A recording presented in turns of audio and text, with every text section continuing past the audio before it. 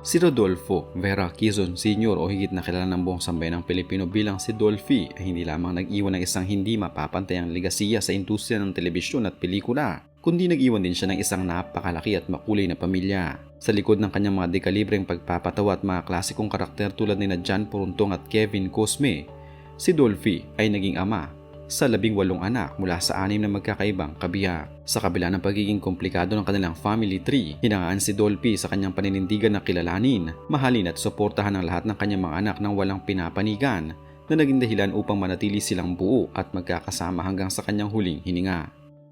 Si Manuel Manny Quezon, siya ang panganay na anak ni Dolphy sa aktres na si Engracita Dominguez. Noong kabataan niya, pinasok niya ang industriya ng pelikula hindi lamang bilang isang aktor kundi bilang bahagi rin ng produksyon, partikular na bilang production manager para sa RVQ Productions na pagmamay-ari ng kanyang ama. Bagamat hindi siya naging kasing sikat ng ilang kapatid, naging malaking suporta siya sa likod ng kamera. Sa pagdaan ng panahon, pinili ni Manny na tuluyang iwan ang magulong buhay sa showbiz upang mamuhay ng tahimik at pribado kasama ang kanyang pamilya. Sa kasalukuyan, siya'y matanda na at nakatutok na lamang sa kanyang pribadong buhay, habang ang kanyang anak ni si Boy 2 Quezon ang nagpapatuloy ng kanyang legacy sa showbiz bilang isang kilalang aktor, komedyante at direktor. Si Salud Sally Quezon, siya ang pinakaunang anak na babae ng Comedy King. Sinubukan din niya ang kapalaran sa pag-arte noong dekada 60 at 70 at lumabas sa ilang pelikula ng kanilang pamilya. Gayunpaman, mabilis niyang na-realize na hindi para sa kanya ang ingay at intriga sa industriya ng telebisyon at pelikula. Nagpasya si Sally na lumipat at manirahan sa Estados Unidos upang doon magsimula ng bagong buhay. Sa loob ng maraming dekada, doon siya'y nagtrabaho, nagkapamilya at permanenteng nanirahan malayo sa mata ng publiko sa Pilipinas. Sa ngayon, patuloy siyang namumuhay ng tahimik sa Amerika, ngunit nananatili ang kanyang komunikasyon sa kanyang mga kapatid. Si Rodolfo Dolphy Jr. Quezon, siya ang itinuturing na black sheep at pinaka-kontrobersyal sa lahat ng anak ni Dolphy. Noong 1969 sa edad na 14, nagsimula na siyang malulong sa matitinding bisyo tulad ng sigarilyo, alak, sugal at iligal na droga, partikular na ang heroin. Noong 1981, nasangkot siya sa isang malaking kontrobersya ng arestuhin at mahatulan ng habang buhay ng pagkakabilanggo dahil sa isang malagim na kaso ng arson na kumitil sa buhay ng 6 na tao, kabilang mga mahal sa buhay ng pamilya Salvador at ni Vic Del Rosario. Habang nasa loob ng New Bilibid Prison ng halos 18 taon, nagpatuloy ang kanyang adiksyon sa droga. Ngunit noong 1994, matapos maantig sa isang programa sa telebisyon, nagpasya siyang magbago at ibigay ang buhay sa Diyos. Nabigyan siya ng presidential pardon ni dating Pangulong Joseph Estrada noong 1998. Sa kasalukuyan, siya isang ganap at aktibong Christian pastor na umikot sa mga kulungan sa bansa upang magbahagi ng salita ng Diyos at magbigay ng pag-asa sa mga bilanggo. Si Wilfredo Freddy Quezon, si Freddy ay sumabak din sa pag-arte sa pagkukomedya sa tabi ng kanyang ama. Gayunpaman, hinarap niya ang matitinding hamon sa kalusugan at personal na buhay na naglayo sa kanya sa spotlight. Siya ay maagang pumanaw noong Nobyembre 18, 2005 sa edad na 49 dahil sa mga komplikasyon sa iba't ibang sakit. Si Edgardo Quezon, katulad ng kanyang mga kapatid sa unang pamilya ni Dolphy, si Edgar ay naging bahagi ng mga lumang pelikula ng RVQ Productions noong kanyang kabataan. Nang nawala sa spotlight, hinarap niya ang mga hamon ng pang-araw-araw na pamumuhay at piniling magtrabaho ng normal sa labas ng showbiz. Si Edgar ay pumanaw noong Desyembre 15, 2020 sa edad na 63 dahil sa sakit na pneumonia na nangyari sa gitna ng pandemya. Si Raul Rolly Quezon, siya ang isa sa mga pinakasikat na anak ni Dolphy matapos gampanan ng karakter na Rolly Poruntong sa maalamat na sitcom na Jan and Marcia kasama ang kanyang ama at si Nida Blanca. Dahil sa kasikatan ng palabas, naging pamilyar ang kanyang mukha sa buong bansa. Subalit na matapos ang sitcom, unti-unting nanamlay ang kanyang karera sa showbiz at hinarap niya ang matitinding problema sa pananalapi at kakulangan sa kita. Noong Marso 2018, nakaranas siya ng stroke habang nasa isang supermarket sa Pampanga na nagdulot ng aneurysm at naging dahilan ng kanyang pagkakoma. Pumanaw siya noong 15 ng Marso 2018 sa edad na 59. Si Mariquita K. Quezon, siya ang isa sa mga anak ni Dolphy sa aktres na si Gloria Smith. Maaga pa lamang ay pinili na ni Kay na huwag pumasok sa magulong mundo ng showbiz upang maiwasan ang mga intriga na karaniwang nararanasan ng mga anak ng mga sikat na personalidad. Nagpasya siyang lumipat sa Estados Unidos upang doon mag-aral, magtrabaho at magtayo ng sarili niyang pamilya. Sa kasalukuyan, matagumpay siyang namumuhay ng tahimik at pribado sa Amerika. Sa kabila ng layo ng distansya, nananatili siyang konektado sa kanyang mga kapatid sa Pilipinas at isa sa mga aktibong sumusuporta sa mga proyekto para sa alaala at legacy ng kanilang yumaong ama. Si Carlos Quezon, isa rin sa mga anak na hindi kailanman naghangad ng kasikatan o pumasok sa industriya ng telebisyon at pelikula. Lumaki siya na malayo sa pansin ng media at mas pinili ang isang normal at pribadong buhay. Ayon sa mga ulat ng pamilya, si Carlos ay matagal nang naninirahan sa labas ng bansa kung saan niya binuo ang kanyang karera at pamilya. Si Geraldino Quezon, sumubok din si Dino sa pag-arte sa Pilipinas noong kanyang kabataan at lumabas sa ilang mga komedya at aksyon na pelikula. Kalaunan, nagpasya siyang iwan ng bansa at lumipat sa United States upang maghanap ng iba pang mga oportunidad sa trabaho at doon rin manirahan ng permanente. Ang kanyang buhay nagwakas ng maaga at biglaan nang pumanaw siya noong 4 ng Marso 2018 sa edad na 45 habang nasa Amerika dahil sa mga medical na dahilan. Si Edwin Quezon nagkaroon ng maikling karanasan sa pag-arte sa lokal na industriya kung saan ang pinakatampok niyang paglabas ay sa pelikulang Home Along the River noong taong 2002 kasama ang kanyang ama. Sa kabila ng pagkakataong ito, hindi niya itinuloy ang full-time na karera sa sining at piniling mag-focus sa buhay sa labas ng telebisyon. Sa kasalukuyan, siya ay namumuhay ng napakapribado at simple, iniiwasan ng anumang uri ng kontrobersya o tensyon mula sa media at nakatutok na lamang sa pagtatrabaho at pag-aalaga sa kanyang sariling pamilya upang matiyak ang kanilang magandang kinabukasan. Si Ronaldo Ronnie Quezon ay isa sa mga kilalang anak ni Dolphy dahil sa kanyang talento sa musika, pag-arte at sining.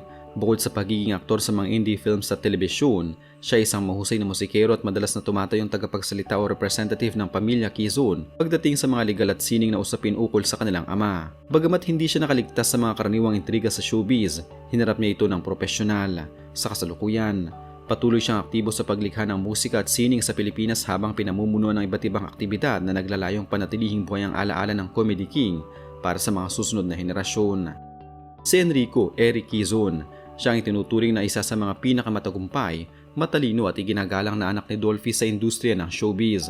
Hindi lamang siya naging isang premyadong aktor, kundi naging isang napakahusay na direktor din ng mga pelikula at teleserye, pati na rin isang TV producer. Bukod sa kanyang karera, si Eric Quezon ang madalas na tumatayong bato at pinuno ng magkakapatid. Siya ang nag-aayos ng mga gusot, nagpapanatili ng kapayapaan sa pamilya at nag-aasikaso sa mga naiwang ari-arian at legacy ng kanilang ama. Sa kasalukuyan, hinahati niya ang kanyang oras sa pagitan ng Pilipinas at Hong Kong para sa kanyang mga negosyo at patuloy na pagdidirek ng mga malalaking proyekto sa telebisyon. Si Madonna Quezon ay ang tanging anak na babae ni Dolphy sa aktres na si Pamela Ponti. Katulad ng ilang kapatid na babae, maaga niyang pinili na huwag sundan ang yapak ng kanyang mga magulang sa pag-arte. Naglakbay siya patungong US upang doon magtayo ng sarili niyang buhay, mag-aral at magtrabaho. Sa kasalukuyan, siya ay matagal ng permanenteng naninirahan sa Amerika kasama ang kanyang pamilya. Si Jeffrey Epi Quezon, isa sa mga pinaka-prolipiko at premyadong character actor sa Pilipinas na tunay na nagmana ng galing sa pag-arte, timing sa komedya at pisikal na itsura ng kanyang ama. Kilala siya sa pagganap sa mga heavy drama, comedy at maging sa mga historical na pelikula kung saan umani siya ng maraming parangal. Bukod sa pag-arte, siya isang direktor din ng mga commercials, music videos at mga digital content. Sa kabila ng pagiging sikat, napanatili ni AP ang isang malinis na imahe, malayo sa mga malalaking kontrobersya at iskandalo, at patuloy na iginagalang bilang isa sa mga pinakamahusay na artista ng kanyang henerasyon sa kasalukuyan. Si Romel Quezon ang tanging anak ni Dolphy sa isang nurse na si Evangeline Tagulao. Noong dekada 80 at 90, sumubok din siyang pumasok sa mundo ng pag-arte at lumabas sa ilang mga pelikula at sitcom ng kanyang ama upang maranasan ang buhay showbiz. Gayunpaman, napagtanto niya na mas gusto niya ang isang tahimik at normal na pamumuhay. Matapos ang kanyang maikling karera, tuluyan na siyang lumayo sa mata ng publiko. Sa kasalukuyan, abala siya sa kanyang mga pribadong negosyo at nakatutok sa pagtataguyod ng kanyang sariling pamilya, habang nananatiling may mabuting relasyon at walang anumang hidwaan sa kanyang 17 iba pang mga kapatid. Si Vandolph Quezon, bilang anak ng dalawang dambuhala sa showbiz na sina Dolphy at Alma Moreno, bata pa lamang ay naging pambansang child star na si Vandolph dahil sa kanyang pagganap sa Home Along the River. Noong 2001, hinarap niya ang pinakamatinding kontrobersya at trahedya sa kanyang buhay nang masangkot sa isang malubhang aksidente sa sasakyan sa Pangasinan na ikinasawi ng kanyang kasintahan at nag-iwan sa kanya ng critical na kondisyon at coma sa loob ng ilang linggo. Ang aksidenteng ito ay nagdulot ng matinding pisikal, emosyonal at pinansyal na hamon sa kanya. Gayunpaman, unti-unti siyang nakabangon, nagbago ng landas at pumasok sa mundo ng lokal na politika kung saan siya ay matagumpay na naglingkod bilang konsehal sa lungsod ng Parañaque habang paminsan-minsan ay nagbabalik sa pag-arte. Si Zia Quezon, siya ang biological na anak ni Dolphy, sa huli nito ang naging long-time partner na si Shasha Padilla. Pumasok siya sa showbiz bilang isang mahusay at award-winning na singer at songwriter na nagpakita ng kakaibang talento sa musika. Gayunpaman, hinarap ni Zia ang napakatinding hamon sa kanyang mental health, partikular na ang depresyon at anxiety na lalong lumala matapos ang pagpanaw ng kanyang ama at ang biglang pagkamatay ng kanyang naging kasintahan.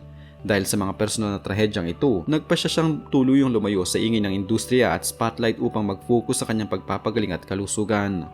Sa kasalukuyan, siya ay namumuhay ng napakapribado sa labas ng bansa upang bigyang daan ang kanyang personal na kapayapaan. Si Nicole Quezon ang tanging anak na legal na inampun ni Dolphy at Shasha Padilla.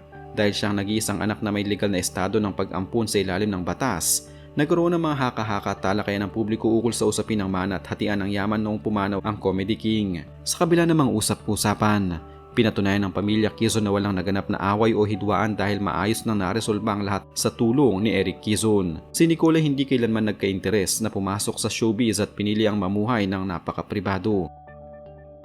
Noong pumanaw si Dolphy noong Hulyo 2012 dahil sa chronic obstructive pulmonary disease, marami ang mga nag-abang kung magkakaroon ng matinding awayan sa mana ang kanyang 18 anak. Lalo na't legal na ampon lamang si Nicole Quezon at hindi kasal si Dolphy sa huli nitong partner na si Shasha Padilla. Gayunpaman, naging mapayapang transisyon dahil bago pa man mamatay ang Comedy King ay maayos na nitong nailatag ang kanyang last will and testament sa tulong ng kanyang ari-ariang kumpanya, ang Dolphy Aid Foundation at ang itinalagang tagapamahala ng pamilya na si Eric Quezon. Walang iisang anak na nakakuha ng mas malaking mana dahil pantay-pantay na hinati ang kanyang mga ari-arian, pera at natitirang kayamanan sa lahat ng kanyang 18 anak.